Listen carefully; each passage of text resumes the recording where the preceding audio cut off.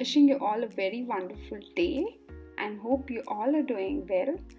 If you're new to this channel, please subscribe our channel and also click the bell button so that you can get notified when we put a new video.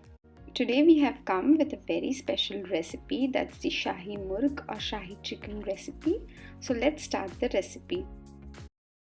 Firstly, we are going to marinate the chicken. So I have taken 500 grams of clean chicken. You can take bigger pieces if you want. I have taken medium pieces. You can also go for smaller pieces. This chicken is with bone. So to this chicken we are going to add half teaspoon of salt. To this add in 1 teaspoon of ginger and garlic paste and half teaspoon of turmeric powder. Now we are going to mix all this together and coat the chicken with the ginger, garlic, salt and turmeric powder. Rest the chicken for at least 30 minutes. So while the chicken is resting, let's start preparing the gravy. For this, in a pan, add in 2 tablespoons of oil. Once the oil is a little hot, add in 2 cinnamon pieces and 4 green cardamoms. Saute this together.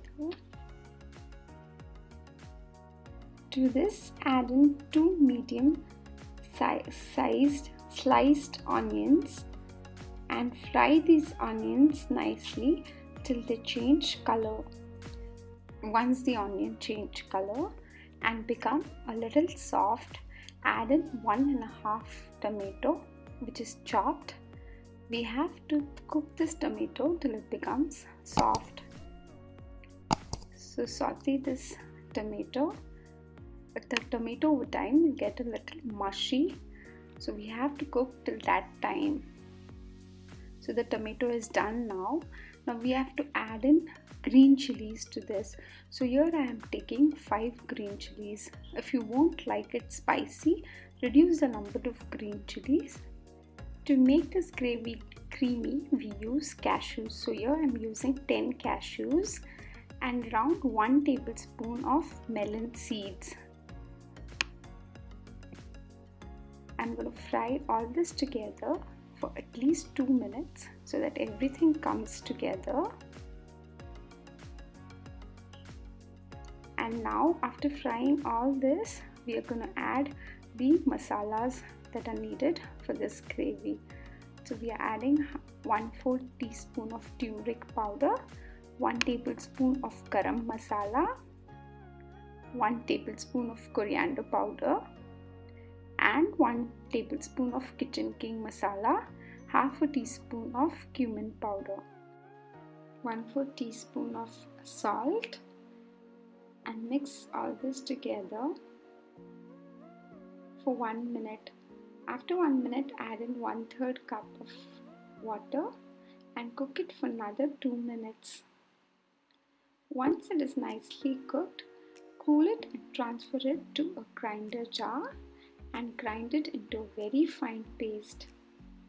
After grinding, if you feel that the paste is not smooth enough, you can even sieve the paste to a very fine sieve. So here we have got a very smooth and fine paste. Now let's fry the chicken. For this, in a pan, we take in 3 tablespoons of oil. Heat the oil a little and spread it all through the pan. Here we are shallow frying the chicken. Add the chicken to this pan and fry it till it changes color.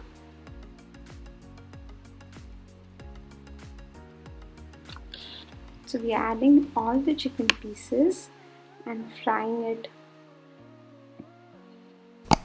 So once one side is done, turn the chicken pieces and fry the other side as well. Once the chicken is done, let's move to the next step. In a pan, add in 2 tablespoons of oil. Once the oil gets hot, add in the ground masala that we made to this oil and fry this masala until it is cooked. The masala will slowly start changing color and also oozing oil. So this is how the masala will look after frying it for 6 to 7 minutes. To this masala, we are going to add half a tablespoon of red chilli powder and fry the red chilli powder along with this masala. So nicely fry this masala and the red chilli powder together. Now add in water to this masala. I'm adding 2 to 2.5 cups of water to this masala. If you want a little more gravy, you can add more water, but I think 2.5 cups of water is fine. So mix this all together and let it boil. Once it comes to a boil, add in salt as per taste and mix it together.